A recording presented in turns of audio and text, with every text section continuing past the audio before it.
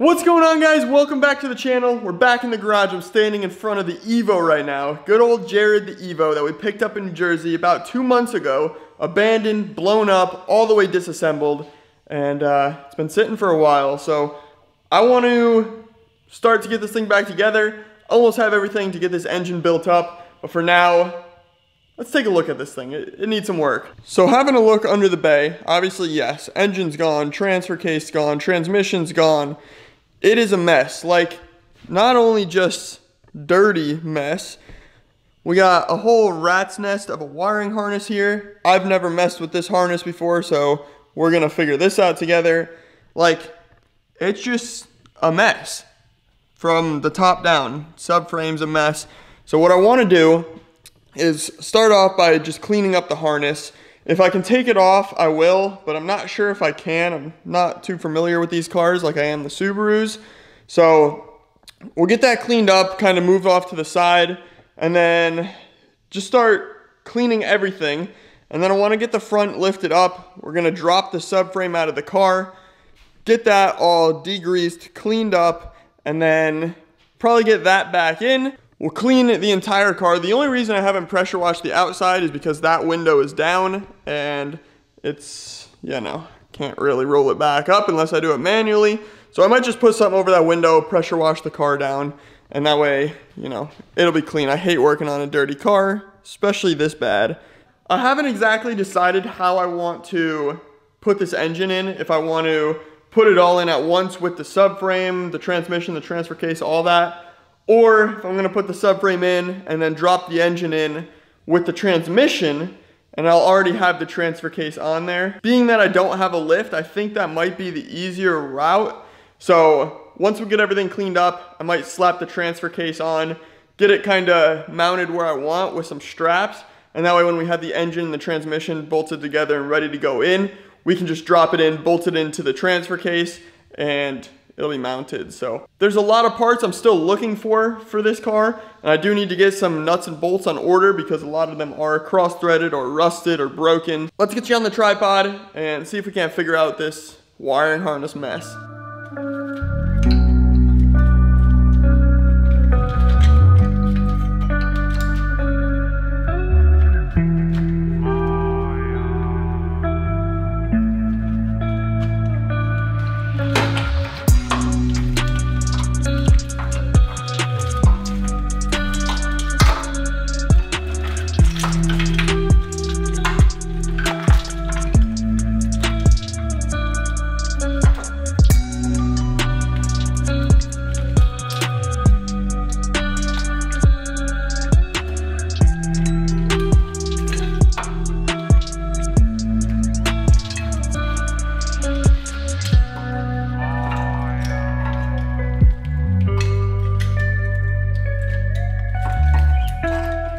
I know it might not look like it, but this makes it a whole lot easier. So now I see that there are just little individual strands of wires going around. This is like our main loop right here. So this will have, you know, your throttle body, cam sensors, crank sensor, I would assume.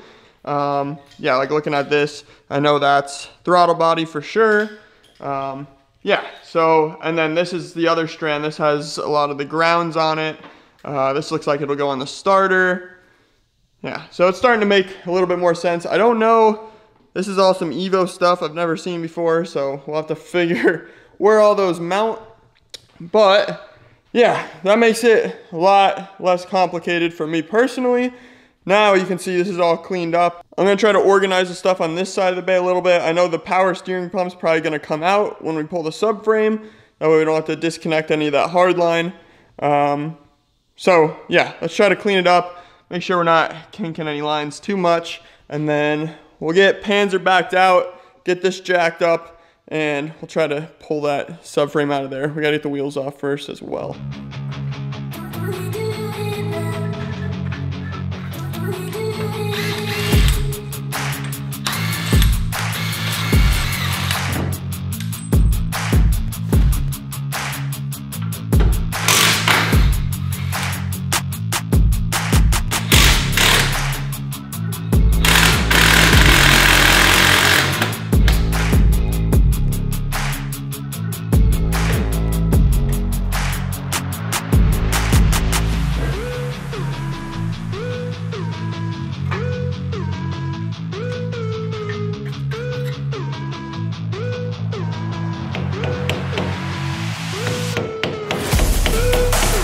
Alright, as most of you guys know, Subarus are way better than Evos. There's really no competition here. Figuring it out really, really fast with this Evo. I mean, we're 30 minutes into work and I'll take a Subaru all day long. But for you weird Evo guys out there that like this overpriced crap, ABS sensor, yeah, that thing doesn't even want to come out of the frickin' hub, so yeah, I don't know, I guess every time you do these, just unplug it from the car instead, because, well, now you gotta buy a new $250 sensor, whatever the hell these overpriced crap garbage.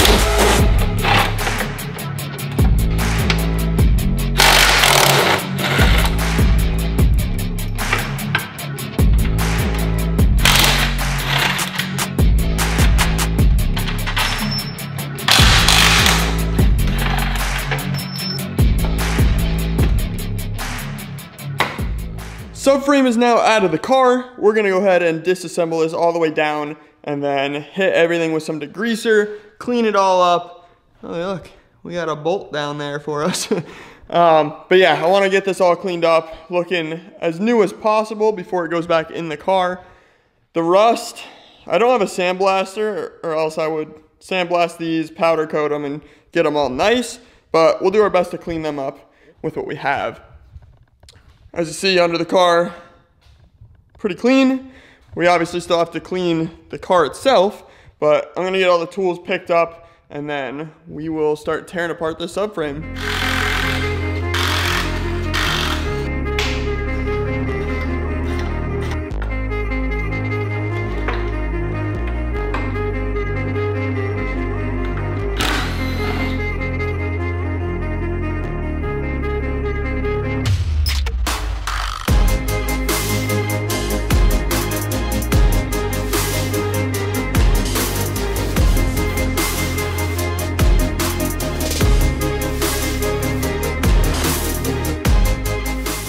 Alright, so it's not perfect, but we definitely got the subframe cleaned up quite a bit. I wish I had a sandblaster so we could really just redo everything, powder coat everything, but I don't.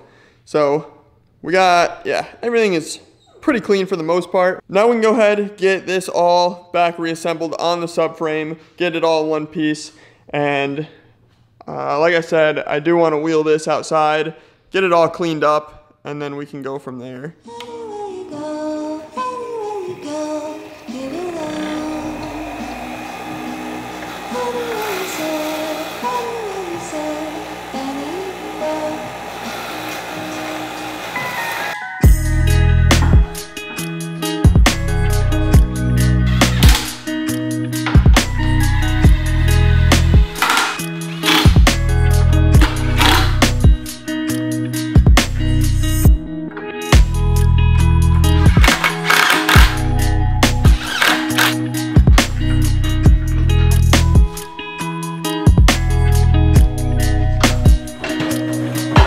Alright, typically every time I get a new car, the first thing I do is hose it down, but this car, because the window was stuck down, I've never actually cleaned this thing. So right now, we got it wheeled out, I got a blanket over the window, we're gonna spray the bay with some degreaser and just clean the crap out of this thing real quick, get it back in here. We'll do the same thing with the transmission, the transfer case, and any little metal hard parts for the car, and then we'll probably call it a day for now.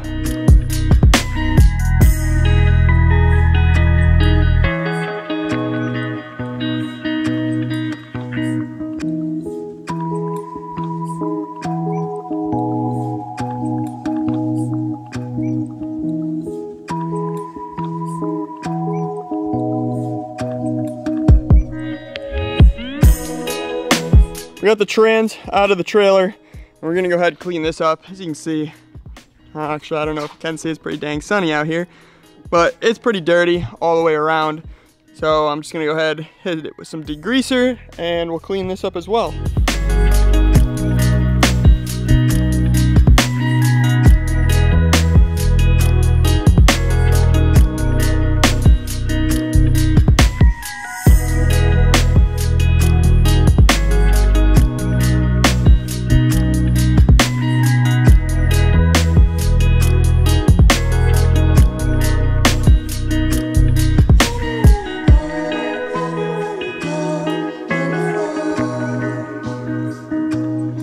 Alright, it's the next day now, and we should be able to get this subframe back in the car. You can see down here I kind of made a mess. I spent the last 20 minutes drilling out the ABS sensor out of the hub because it was that seized in there. So that's all taken care of now. I do have a new ABS sensor on order, and yeah, that should be solved. Subframe I have kind of just chilling on the ground under the car. We got to figure out a way to get this thing jacked back up under, and then get our 4 main subframe bolts back in, and then I just got to go around and figure out exactly how everything mounts up. I have the transfer case and the transmission just kind of mocked up. Obviously no bolts in it yet. I'm actually not going to assemble it all together. I'm going to put the transfer case in, and then we'll put the transmission and attach it to the engine once it's done, and we'll put it in that way. So the transfer case is already going to be in the car, and then we're just going to drop the transmission and the engine onto the transfer case. So I'm looking at this guy, and I'm assuming that's some sort of drain plug maybe on the transfer case that I can't seem to find. I'm not exactly sure that's what goes there, but that's my best bet. Could also be like a banjo bolt for some sort of cooler. I don't know. And then same thing on the transmission on this side. That's got to be some sort of like fill plug or something. I have no idea. But got to look into that. If anyone knows, let me know in the comments. And lastly, I just noticed there is, move it out here, we got a banjo bolt line for, I'm assuming some sort of cooler that comes from the back of the car. I don't really know what that is. So if anyone knows where this attaches to, I'm assuming somewhere on the transmission or the engine. I don't know, so let me know. I'm literally gonna have to piece this car together in my own way because I don't know how Mitsubishi did it. If I tore this car apart, it'd be a whole lot easier, but I didn't. Pretty sure everyone knows I bought this car, it was already torn apart, and I've never built one of these. So definitely a big puzzle, big challenge, but either way, we're gonna make some progress on it. Let's get Panzer back out of the garage, clear up some room. I'm gonna have my roommate come in, help me jack this subframe up, and I'll get her bolted in. That's about as far as we can get. Just waiting on some engine parts, and we'll be dialed, boys. I'm excited, but also puzzled on how to get this thing back into a car.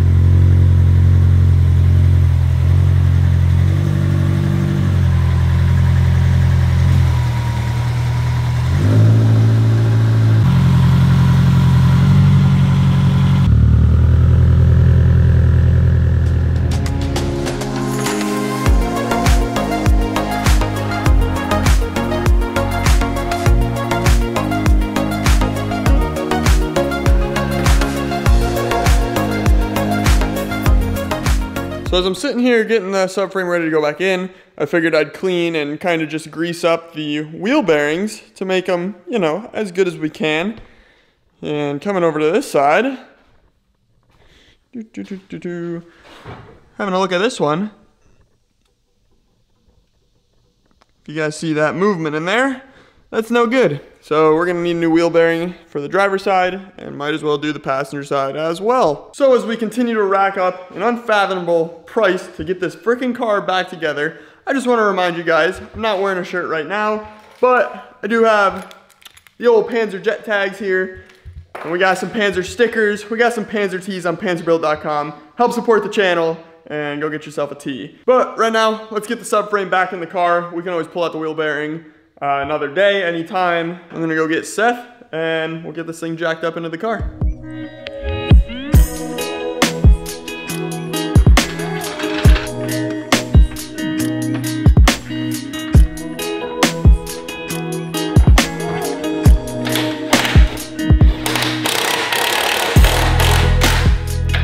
Well, I'd be lying if I said that was effortless. Finally got the subframe back in. We got the steering column up through the firewall there. And I did forget about the drive shaft. You can see I got it tucked up there now. But I did have to drop the drive shaft and then tuck it back up over the subframe because we put the subframe up and the drive shaft was chilling on the ground. So, yeah, everything is back up. It is all secured, bolted up. Now, a lot of you guys are probably wondering, because I don't think I explained it, why exactly I dropped the subframe. I didn't drop it just to clean it. The previous owner, when he put this back in, he actually sent the steering column up through the firewall in the wrong spot, and I couldn't actually attach it to the little rod coming out of the back of the steering wheel. So, with that being said, I ended up just dropping the subframe, cleaning it while I was out, and now we got it all back up and I can steer the car finally. Ever since I've had the car, haven't been able to steer it, so if I wanted to move it like side to side, I'd have to put it on wheel dollies and just drag the car. So this is gonna make it a whole lot easier now that I can steer the car, but hopefully we won't have to move it too much because I'm gonna be building this engine, and hopefully we can get it in the car before too long, and we can just drive the thing. So, because this is funny, let me show you guys where he had this steering column thing put through the firewall. It was through the hole, through the correct hole in the firewall, but you'll see. So I know you guys can see where that rod is through now, but see that hole right there? That must have got punched through by that rod when he put it through there, and that's where it was chilling. So yeah, not ideal. We got a random hole through our little plastic cover now, but no big deal. It's in the right spot now, so we're all good. And with that said, I can now steer the car. I also see a lot of questions about the death knob. He had that on there. He said he enjoys driving with it as much as you guys probably think it's for drifting or something, which it does help a lot with. Yeah, he says he just enjoyed driving with those knobs. So we probably will get a new steering wheel for this car, and that way, you know, it doesn't have a big rip or imprint in it where that thing is sitting. I'm gonna go ahead, get the front end of this car back together. You know, get your brakes, rotors, coilovers, tie rods, everything hooked back up, and then get the wheels on. We'll get the car back on the ground, and then, yeah, we're back to square one, and we're ready, essentially, for a transmission and an engine to go in the car.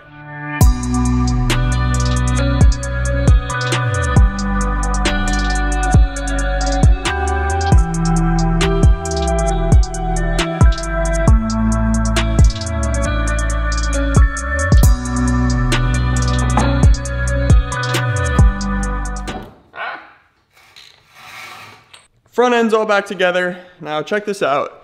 Give this wheel a wiggle. She's nice and tight on there. Wheel is obviously 100% secured. Let's go over to this side. Wheel is also 100% secured, but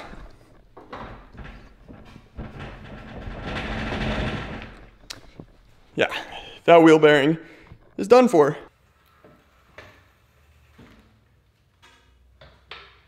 Car is back on the ground with the subframe in. We got steering now, so that's a plus. It's about to storm outside, so let's get Panzer back in here. And we're essentially just waiting on a few more parts, get this engine built up, and we'll be dropping it in, and hopefully frickin' driving this thing.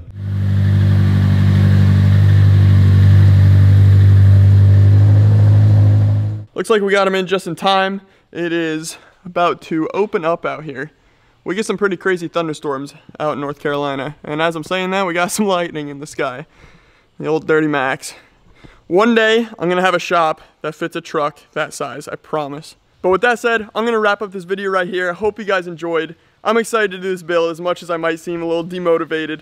This thing's expensive, and the more parts I break, the more I go broke, and I'll never financially recover from this. So it is what it is. We're gonna keep moving on, pushing forward.